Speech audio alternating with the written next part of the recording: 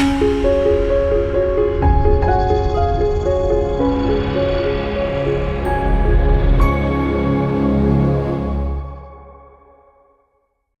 hello everybody, I'm Henrik. And I'm Lars. And I am a consultant part-time at Lego in Billund. I live in Sweden, but spend some time there. And I'm Lars, I work at Lego. Normally, I've been there for 2 years. I have the pleasure of having Henrik with us a week every month or so.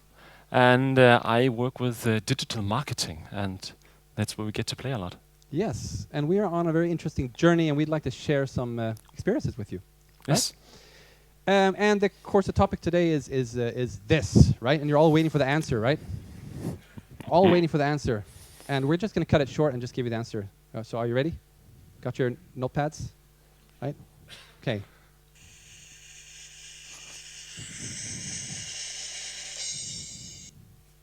Oh, no. No, wait, that was the wrong one. Okay, here comes the real answer. So say feeble, Lars? Nope. Nah, right. Thank you very much. Thank you. You're good, yeah.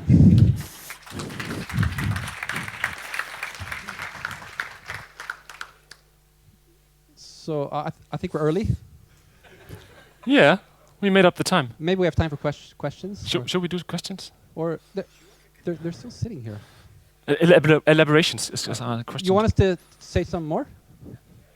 You're not happy with this answer? Oh, okay. Okay. Let's try something. Okay. Be difficult. Yes, that's it. Woohoo! This is a tool. This is another tool. Yeah. Any favorites? Anyone has a favorite tool? The hammer? I like the hammer as Who well. likes hammers best? Hands up. Hammers. Pretty much does the job. No. Saws. Who likes saws best? Nobody likes saws. Oh, saws are evil. Yeah. These are tools, right? Tools are neither good nor evil, right? It depends on what you do with it. My 3-year-old had one of those. That was evil. Yeah. Even the most innocent tool can hurt, right? Even the most innocent things can be used in a way that hurts you. So we look at SAFe as it's a toolbox, right? It's a toolbox. SAFe is a toolbox. There's a bunch of tools in there. You can use tools to hit yourself in the foot, or you can use tools for valuable stuff, right? So no, we don't think SAFe as neither evil nor good nor anything else. Right. So maybe we should talk about what this is. Yeah, why? Right. This is Scaled Agile Framework. Any questions? It's fairly self-explanatory, I assume, right? No, this is the picture you see when you go to the Scaled Agile Framework site, and it's kind of scary, right? It's like, oh, big, scary, big. So we hope to decode this a little bit. And here is the very short, much shorter version of it, or the shorter version of the description. You know the Agile thing, right? It's like an umbrella. It's a bunch of great ideas, and then there's a bunch of concrete methods that are that implement these principles. Well, SAFe is just another one of those frameworks that tries to be agile, although it encompasses Scrum and XP and other methods. Right, that means nothing. Let's get more concrete. Really short, really short, in 5 minutes, okay, summary of SAFe. SAFe assumes Scrum at the team level. It just assumes people are doing Scrum, right?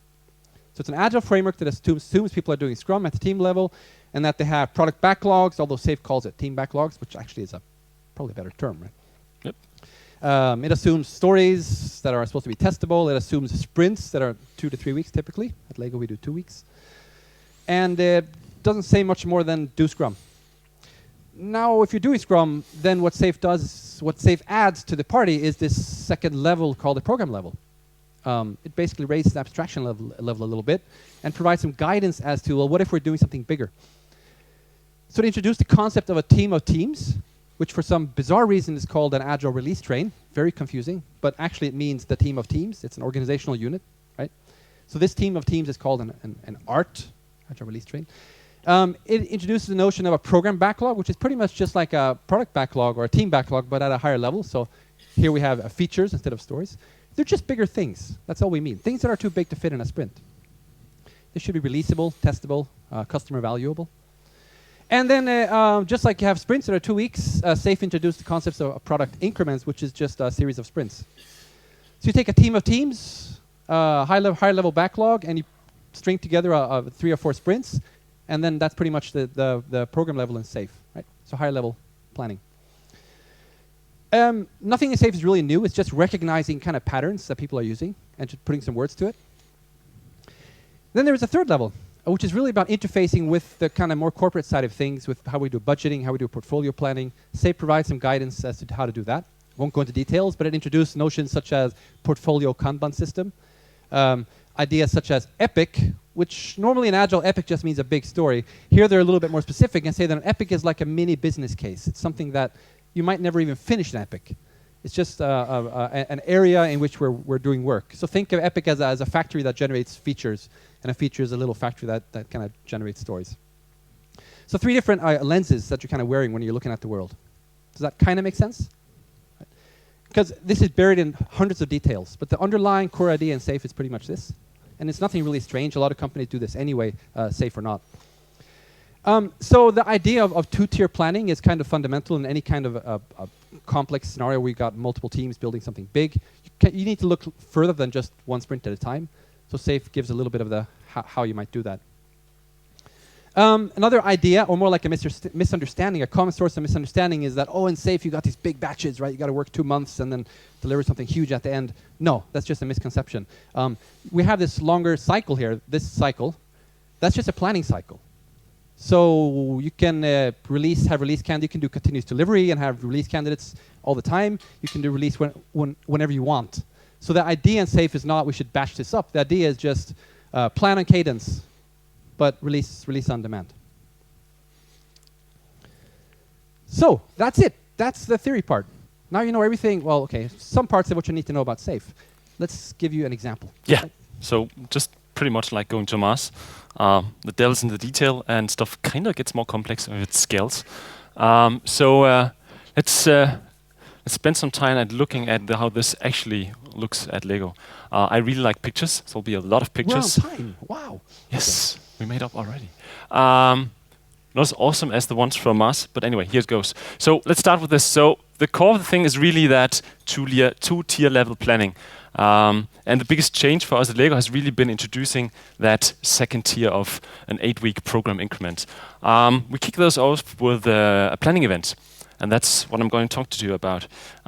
This is the rough agenda for such an event. Don't look at all the details. What you really should take away with you here from this slide is it's happening every 8 weeks. There's a lot of kind of like this going on. That's all the blue stuff.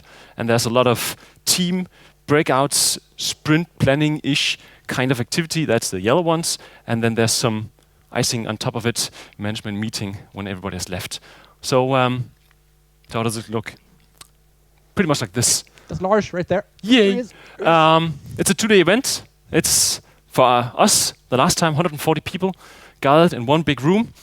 And it's a lot of experiments still going on, but also leading up to it ending looking like kind of like this. In the beginning, this is how it looked. That was more big-ish. We had a 2-little room, 2 few chairs, 2 few seats. Really didn't even time it with the releases and stuff. But it was a great start. So there's in order to kind of get these things started, like today, we need to kick this off right. If you have 140 people sitting in a room, you want them to do planning, look ahead, you kind of get to have them in the mood. So what we start with is looking back. So what's brought us here? So we kick off these 2 days events with having our senior management kind of making some general statements about, so how did it go, where we're at, and we mix that up with some data for the teams, giving them a foundation on to build where should we go, what we have, and then also, partly because it's Lego and we're doing a lot of cool stuff, we show what we've done. So let me see. Yeah, sound doesn't really work, so I'll experiment here. Yeah.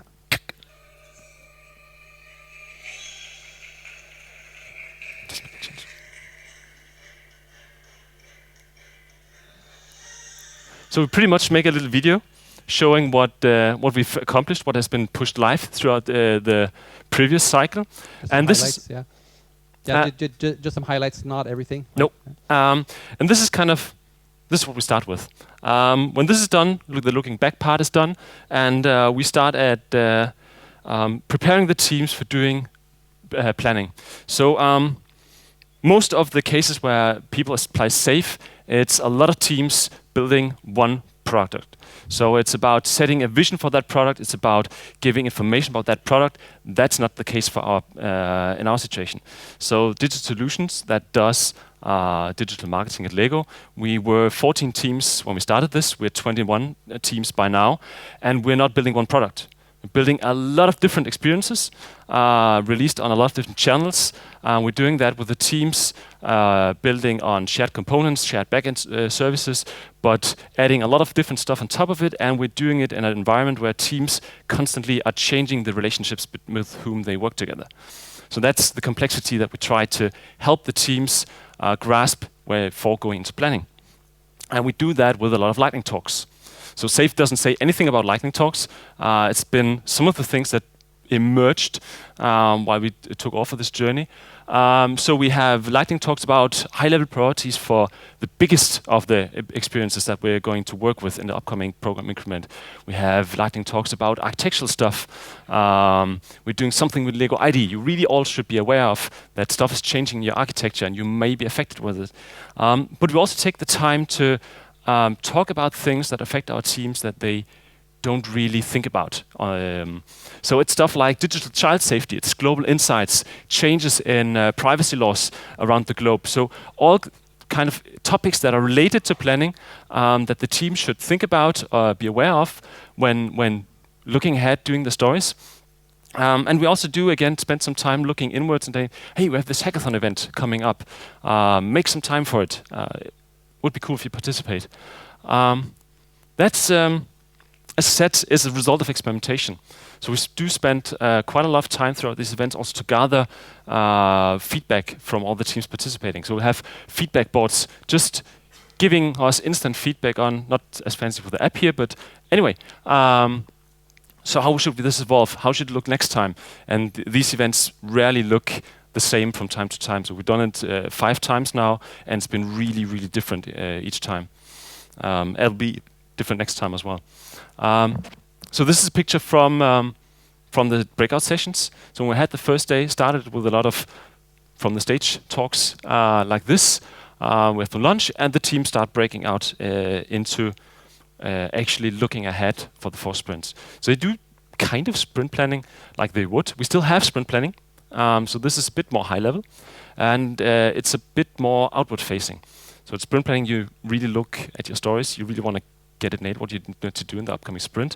This is just as much looking towards all the other teams, looking at what changes do we expect, who do we expect to work together with. So the teams will talk with each other, both about dependencies, but also about figuring out if you can help each other. And since this takes up about half of the first day, and it takes up about half of the second day as well, that's quite some time. And since we have 21 teams, they don't all need the same kind of time to plan. Some will finish early, some will finish late. In general, the thing goes, law of 2 feet. You can do whatever you like at these events. We expect you to deliver a result by the end of the day. We expect you to stay at the venue because somebody else may need you. But basically, in the meantime, in the breakout, you can do whatever you like that does the job. So there are some kind of things that we do in order to support this this event. First of all is, even though we don't build one product, we do have some major products that are coming out, experiences. And for those, there's a backlog going into the event. So the teams each have a product owner.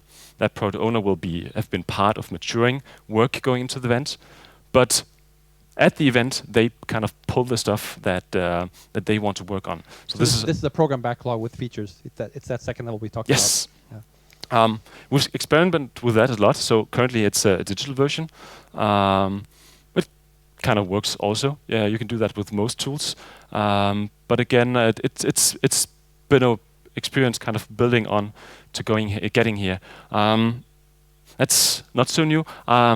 Maybe new. What the teams need to deliver by the end of the event is basically this one. It's a team board stating PR objectives, high-level intents of, in business terms, of what the team wants to accomplish throughout the next 2 months. Some stretch objectives, of course, some risks, And then they are free to kind of put in the main user stories on these boards. These boards are taking with the teams home, so it works as a visual information radiator, both what the team is doing, but also at the event, kind of to share them with each other, have something visual to talk about. This is a filled out one, so you see here they've added all kinds of information also about load and velocity. Basically, a high-level plan for each sprint. Yes. What are the kind of business level objectives we want to achieve, and then some risks. Just a high-level picture of what this team is going to be doing. Yeah, well, typically the first one is pretty detailed, the rest not so much. Yeah. Things are allowed to change within reasonable limits. Another thing we really have grown really happy with is the program board. So basically it's a big piece of paper. We have the sprints down here. We have all the teams as columns here. And as soon as a team identifies a dependency to another team, they get together in front of the board, they talk about it, and they put up sticky notes kind of indicating, well, here we need to work together, or here you need to have something done before we can start doing our stuff. This grows a lot, which is cool. It's about 4 by 2 meters or so. And it's really awesome both for the teams to work with on the event, but also for me as program manager coming back home, recognizing patterns here. So you'll probably see somebody here having really a lot of dependencies to them. Dependencies are from yellow to red. So this is this one. And here's some teams who will be pretty independent this upcoming program increment. And we really hope that this way would help us kind of structuring the event so that we wouldn't have to bring everybody every time. But it turns out that dependencies really change from program to so program we like to think of this as kind of a centralized tool, but it's a centralized tool to enable a decentralized behavior.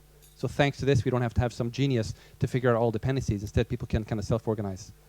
Yeah, it's really been limiting all the overhead done outside of the teams, kind of trying to figure this out for them instead of self-having them. It's something that we also use during the program increment. So we take it with us back, and we have our scrums a couple of times each week in front of it, keeping track of whether stuff develops as we thought it would, putting up new dependencies, removing those that weren't there anyway.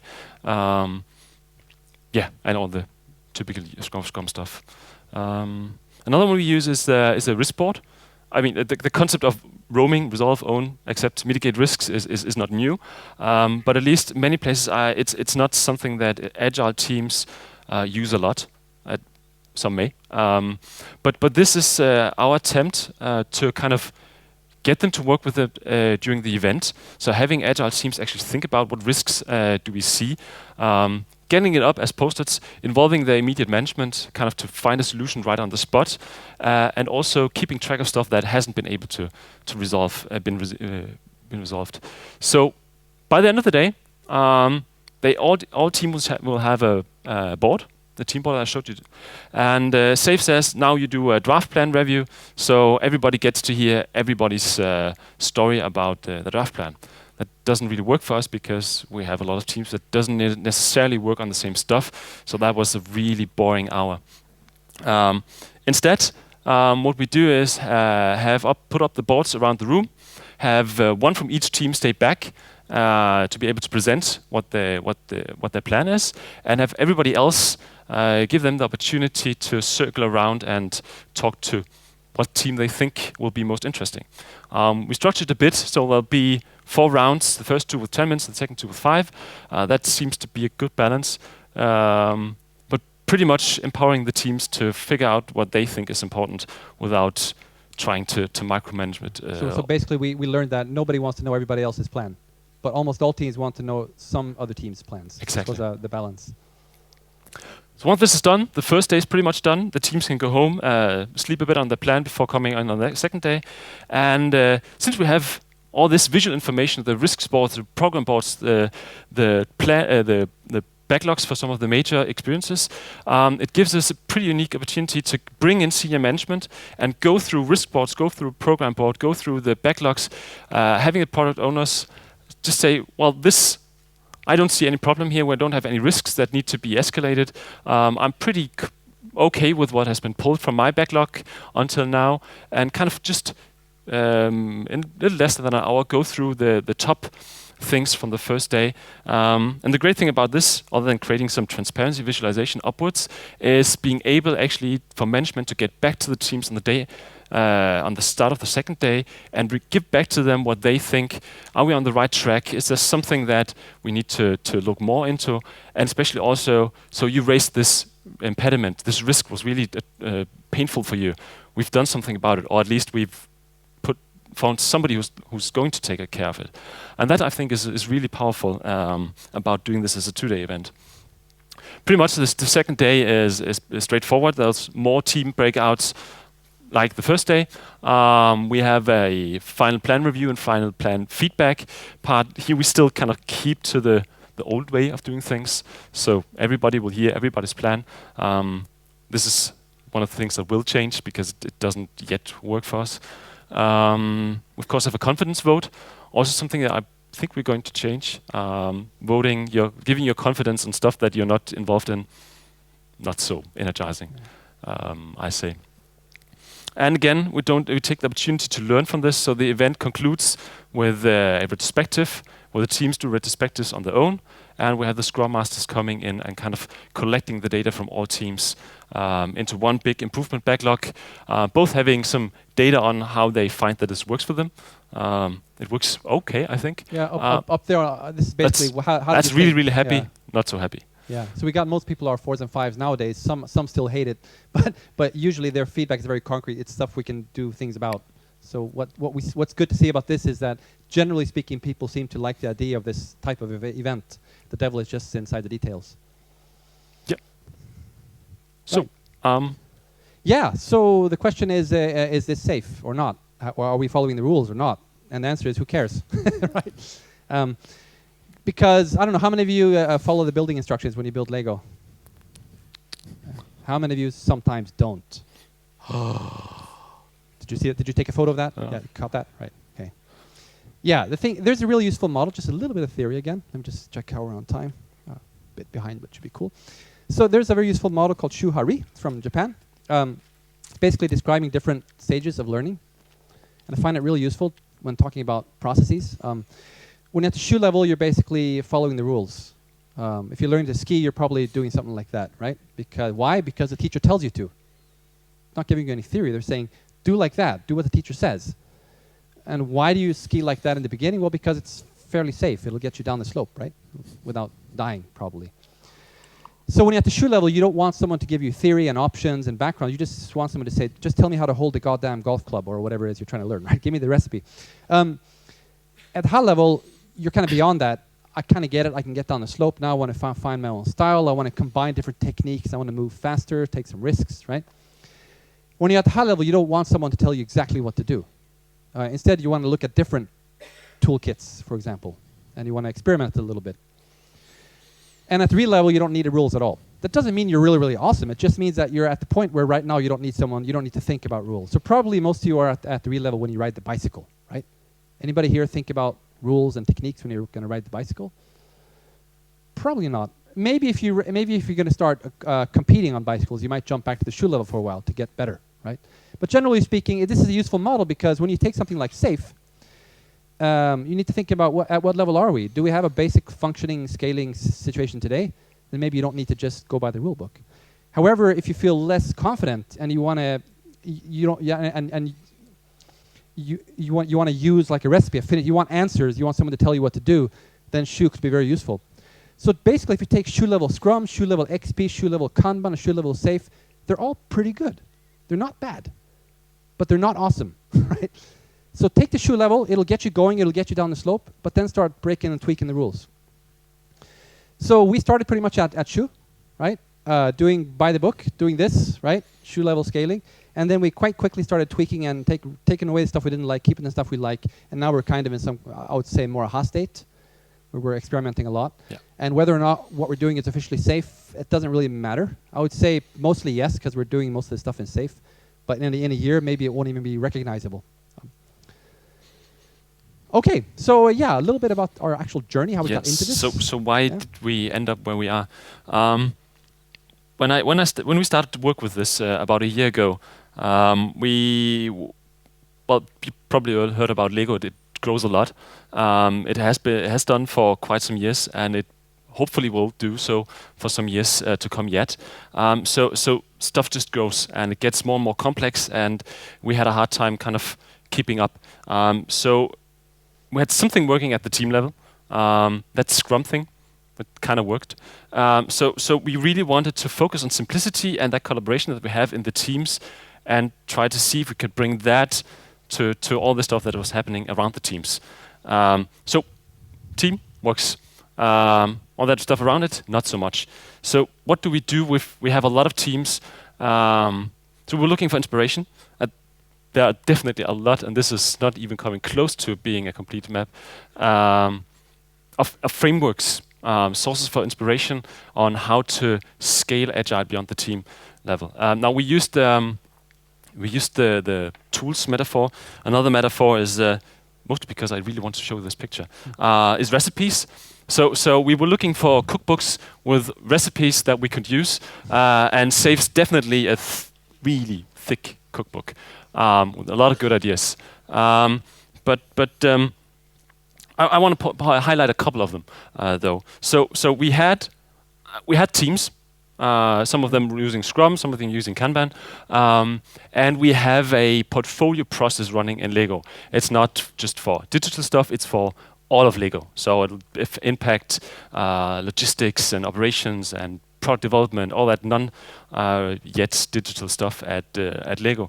But what we didn't have is this middle part, that thing between the teams and the non-digital portfolio process. And actually, the concept of having that and the picture that kind of conveyed that idea to those we needed to convince to get started on this journey, and also the way it does it actually gave us a lot of great inspiration. So we haven't done all of what's in here. We don't have a formal release management group and all that kind of stuff. We have some of them, what made sense for us. We do have a systems team, for example. But the biggest thing we did was actually introducing that guy, the release train engineer or program manager or chief scrum master or whatever you want to call him. And that's that guy. That's this guy. Basically somebody who could speak on behalf of teams, and somebody who could try to focus and work with processes that weren't inside the team and also weren't traditional management thinking, but was something in between, finding a bridge between the two of those. So it's a facilitation role, not a management role. No, I don't have line management responsibility. So what we really gained, first and foremost, is transparency into a lot of things. So everything from details such as not aligned definition of done across teams to a lot of waste in the way that we try to get projects from the portfolio to teams. A lot of that stuff kind of pops up when we started running big room planning.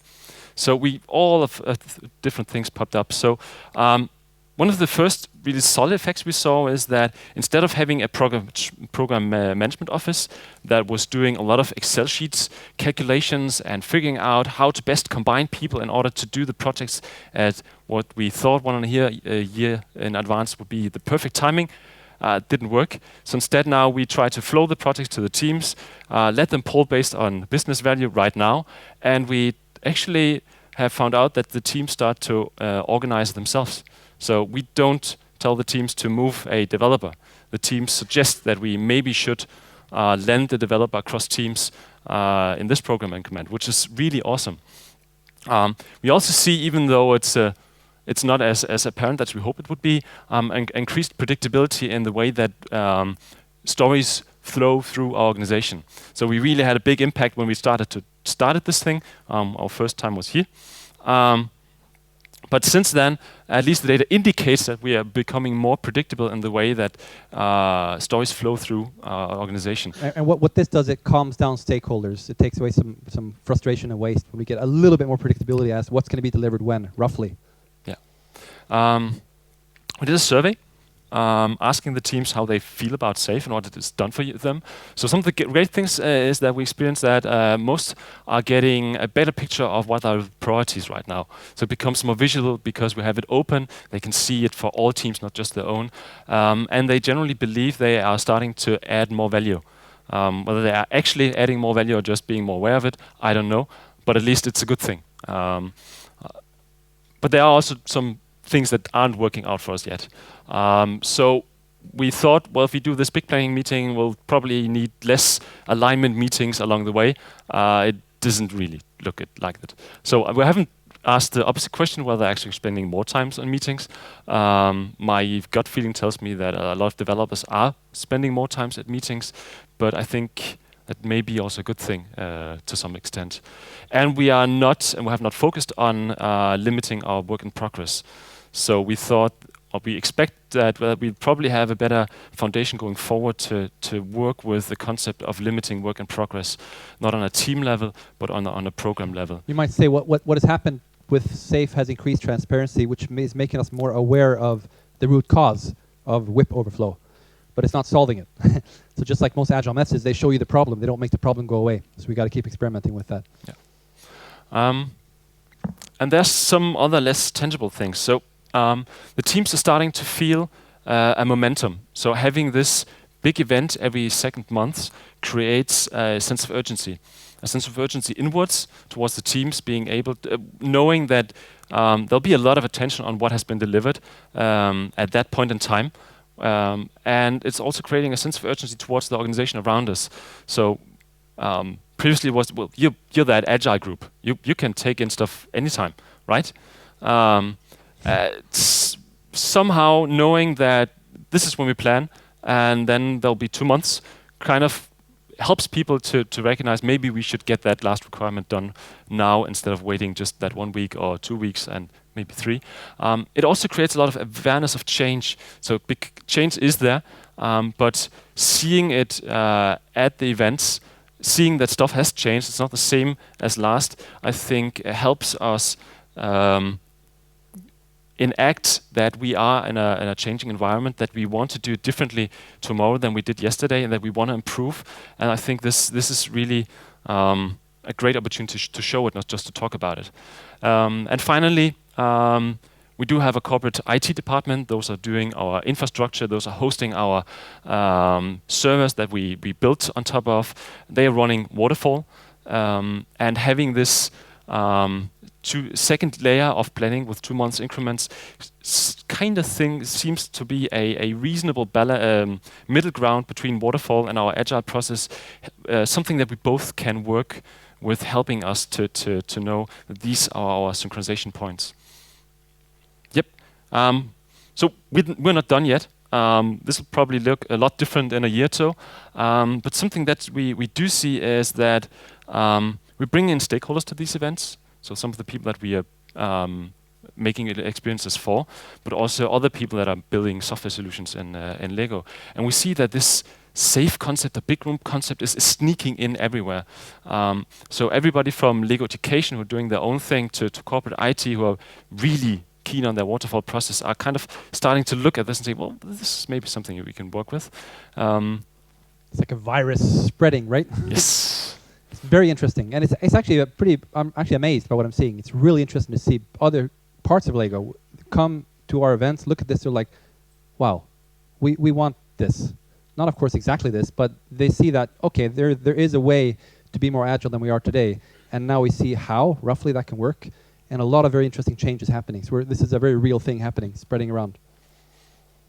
Cool. So yeah, now we're gonna give you some opinions, our personal, very biased opinions on things. Okay. So let's start with what we like. First of all, beyond being just a tool to do planning, big room planning is actually a big social thing. At some of the first times we had a director coming in the middle of it, and he said, "Wow, this kind of feels like a startup." So there's a lot of also energy in this that I personally really think I like. So this is another one of those. It's one of those ideas in SAFe. You can do this without SAFe. It's just the idea of planning as a social event, as opposed to planning being a bunch of project managers sending emails to each other, right? So getting everyone into a room, it just turns out to be a pretty effective way of doing it. Also, the program board. I really like it as a conversation tool. So both having conversations when getting stuff up there, having conversations about what's up there, and having conversations about what changes are there, and seeing patterns. I totally love it. So here's another example of evolution. In the first few product increments, we had lots of stuff up here, all the features. What was each team working on was up there, which felt like a really good idea in theory. In practice, it wasn't, because it was just information overload.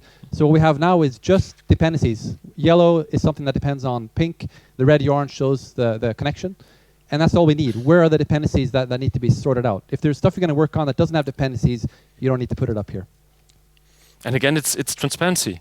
If you have a manager think, why is that so difficult? What you do? Well, it is complex. We can't just make that go away. And I think talking about risks with agile teams, having a formal, lightweight tool for that, having it visualized, also I think works. Yeah, but it's not all. Yeah, so those were some of the stuff we like, and it's not just us. I think most people we talk to kind of point these out as things that they like. But there are some things to be aware of. Don't get stuck in SHU, right? So you've attended the 4-day or the 2-day certification, and you come back with tons and tons and tons and tons of manuals and checklists and whatnot. And if you do all that, well, yeah, it can be a huge problem. So be careful. SHU can get you started, but don't take the whole elephant, maybe, right? Take the parts you need, and maybe follow some of the rules for a while, and then start bending them. Some things to be aware of. Watch out for queues and batches, right? Yes. So there is, if you look in this picture, and this picture, by the way, is pretty much useless unless you've attended a course to understand all the parts in it. But once you do have attended a course, it serves as a pretty good reference for remembering what was in it. Yeah. But anyway, inside this, you see lots of little queues, kind of everywhere. And they can be a blessing, they can be a curse. So you got to be careful with that. Safe can easily turn into this big monster if you have everything, if you have all these lists. And don't believe in hype or anti-hype. That applies not just to safe, but most things, right? There's been a lot of hype around Agile in general. There's been some anti-hype around the safe, which is kind of interesting. Which brings me to the point where we might insult some people. So I apologize in advance if I'm going to insult some of you, but that is probably going to happen. Who's seen this picture before?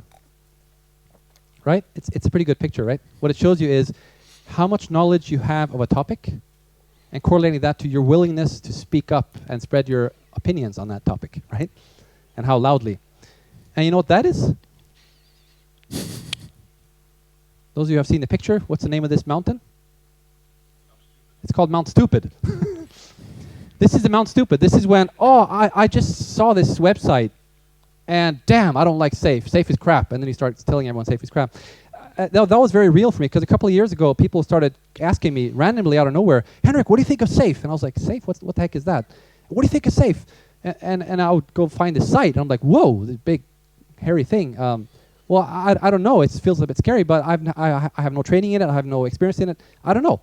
How can I think anything of it? And then ask, what do you think is safe? And they say, it's horrible. It's terrible. It's like this big monster eating Agile. And I asked them, oh, wow, so have you had experience in this? No. Have you had any training in it? No. So you're on Mount Stupid. That's exactly what Mount Stupid is. How can you know if something is good or bad if you haven't seen it or had any training in it? At least one of those two I would kind of expect. So I've been trying very hard not to be on Mount Stupid and just see this as a toolkit, which may potentially be great or horrible, or maybe somewhere in between. I don't know, until I got contacted by Lego, and they were in this journey, and I had to help out. So, okay, so I better learn this. So I spent some time learning safe, attended the certification, spent time on the ground now for on and off for 9 months.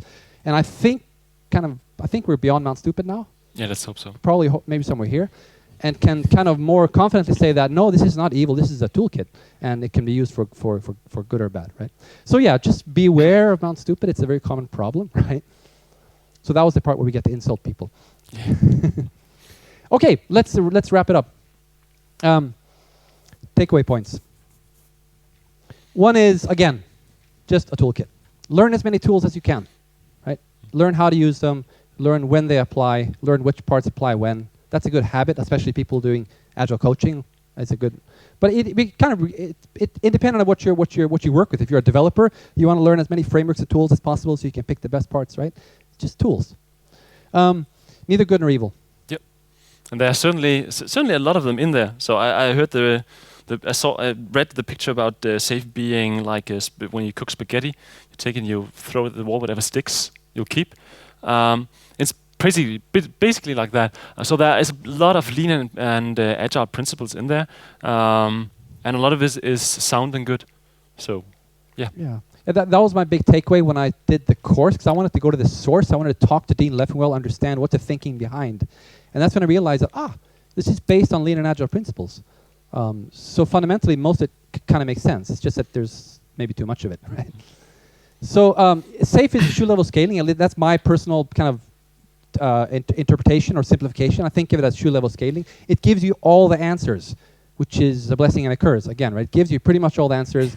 You dig around in that big picture, you click on somewhere, it'll tell you exactly what they mean by a DevOps team, or what they mean by a program backlog, or whatever it is, right? Release train engineer. It tells you everything, which can be very daunting. So just take the stuff you need. Yeah. But it does bring a lot of useful to the party. We are in the lower part, a bunch of teams working together on different products that just have a lot of dependencies. It helps us kind of manage or self-manage that complexity. But it's designed for a bunch of teams working together on the same product. And I think it would make it a lot easier than it has been for us, because you just can be much clearer about what everybody's doing, right? Yeah. So this, I guess, is the sweet spot for SAFe. That's what it aims towards. If you attend a course, they'll be kind of assuming a context of a bunch of teams working on the same product. But it turns out that in other contexts where you're working on different products, but you just have a bunch of dependencies, you need some of this stuff anyway. With or without SAFe, you need some kind of synchronization, some kind of program level planning process, some kind of dependency management. Yep. And finally, again, don't get stuck in shoe, right? So keep experimenting. And that's us. Yes. And we finished early. How did that happen? That's amazing, right? We have time for questions. Whoa. We have 5 minutes of questions. Anyone have a question? Yeah, we had some. Yeah. So let's. One of them is the planning for the last 2 sprints actually worth anything, or does things change too much during the 2? That sounds like our trigger to talk about IP sprints, right? Yes. We didn't talk about IP sprints at all. Does anybody know what IP sprints are? A couple of you do. Well, SAFe introduces the concept of reserving the last sprints within a program increment for innovation and planning. So basically telling you, do not plan the last sprint, because you should have some time for looking ahead, and you should have some time for doing other stuff, because most of us know great Scrum teams kind of get into that mode where they just crunch stuff, and they sometimes forget to breathe, think, and be innovative. So what we experience is when we plan 3 out of our 4 sprints in a program increment, we usually deliver what we planned and intended on to do, but it usually also takes a bit longer. So we don't plan the last sprint, but use it as a planning buffer, which is a nice and concept. something very interesting about IP sprint. I've talked to a lot of people about this, also other places where people are using SAFe. And my conclusion about that is that it's a brilliant idea. They built in Slack into the process itself. I haven't really seen other methods do that. Scrum sort of does it via yesterday's weather. But here they're explicitly saying, leave this blank. Don't put anything there. Right? Doesn't mean we're going to sleep there. Just means that we leave space there for hackathons and discovery and basically stuff that we couldn't really plan for. And it has dual purposes. One as an overflow buffer. If some of these things took longer than we thought, they'll flow into there instead of busting the whole plan. But it also provides a space for innovation to happen, and a place for this big planning meeting and other training stuff to happen. Yes. This is like the noise. I should probably also say, it depends on the context. So within our context, we can reasonably assume that the world doesn't change too much within a 2-month time frame. And also having only 4 sprints in there is maybe to the short side, if you look at what SAFe kind of suggests. But has been really a good thing for us, primarily because it allows us to do this quite often. Yeah. And we do change a lot from time to time, so it's been a way for us to keep our iterations short and learn faster. So what we noticed there is that I haven't seen anyone succeed in doing that anywhere yet, doing SAFe. It's one of those things that we should be doing it, but we don't really do it. As in, most of the time disappears and you don't get a lot of innovation. But what I've concluded is that even just trying to do it is helpful. So even if you just do it to 20%, it's helpful. So it's very good ambition to have IP sprints, and I think we're getting a little bit closer every time. We will have the hackathon this time, right? We will have the hackathon. Yes. Hackathon is going to happen, right? Good question, though. Yeah, next question. We have some more here. One of the others are there specialized teams, e.g. deployment teams, or teams cross-functional and software? Yes to both. Let's find the big picture. Right? There. All right. yes, we have a systems team looking at our deployment pipeline, trying to improve tools for everybody. So system team is pretty much what most companies have anyway. They just call it different things. Yes. Which is a team that is there to support other teams. I work a lot at Spotify. We got a whole bunch of teams like that. Their job is to help other teams become more effective. Exactly. So in SAFe, there's a term called architecture runway, which is a metaphor for that. Yeah. So there are a few functions that are considered to be belonging to the release train itself, and their job is not to be a bottleneck. Their job is to enable other teams to be faster. And if you look historically at the development teams, quite a few of them were specialized. So there was a specialized Lego ID team working with what's it called? ID. Yes. There was a search team. There was a analytics team, Sitecore team, and so on. But what we've seen is that the concept of having to pull from a common backlog, having to figure out how to help each other to achieve common goals, has motivated the teams along our 9-month journey to become a bit more willing to work outside their main area of expertise. So we're on a journey where the teams, bit by bit, get more broad. We talk about this T-shape that most of you have heard of. Yeah. Let's take the last one. Yeah, last question here. Can you describe preparations before PI event? Describe Workshops? what? Preparations. Preparations. Right. What do we do before PI? Yeah, good. What in general, by the way, we showed you an example of PI planning. That's just a synchronization event. During the rest of the time, of course, people are doing basically the usual Agile stuff. So the reason why we showed that specific example is because that's one of the more visible aspects of SAFe. But preparations before that. You want to say something about that? Yeah. So what it requires of us is that we need, in order for those common backlogs that are going into the event, some kind of synchronization even before that. So the product owners, and as I said, there's one for each team, they do spend some time together leading up to this event, talking about priorities across teams. We haven't spent an awful lot of time on the wait source job first technique, which is part of this, but we've tried that, among other things, to make sure that priorities are aligned before going into this. And then there's a lot of practical stuff. Yeah, just short notice about that. There is a prioritization technique in SAFe called waitest shortest job first. It's not really from SAFe, it just happens to be popularized through that. And we won't go into details about it, you can read about it. It's one of those interesting things because most people who look at it, and including me, I was like, this makes perfect sense, we should use this. And we did. And then I heard just as late as the day before yesterday that some of the teams have stopped using it and they say, we don't need it, or it doesn't work for us. So now my feeling is maybe that's a good stepping stone to get to a point where stakeholders talk to each other in more looking at the world in a wider perspective than just business value. I think it's one of the topics I probably would have focused more on if you were building one product and not a lot of different stuffs. It's really hard to really figure out. So something for Lego.com worth more than, let's say, a new app for a certain franchise. It's tricky to compare these kind of things. You got things like business value, you got things like time criticality, you got things like risk, you got things like how big is the task, right? So waitest shortest job first gives you a little bit of an algorithm, kind of shoe level trick to get your backlog in priority order. Right? Yeah. So yeah, there's a break now. We'll be happy to chat with people here. We don't want to get drowned in people outside there, but thank you for coming. Yes, thank you.